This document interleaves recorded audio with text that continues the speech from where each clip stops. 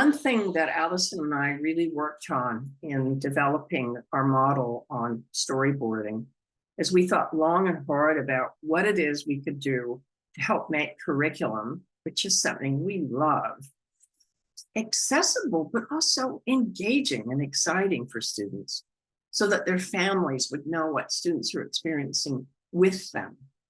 And we relied on some of the great principles that were developed actually many years ago in the Disney studios of laying out the stories for films.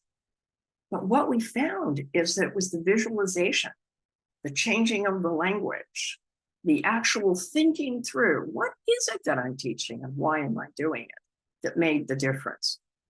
We hope you'll join us in Pennsylvania. It's going to be a lot of fun.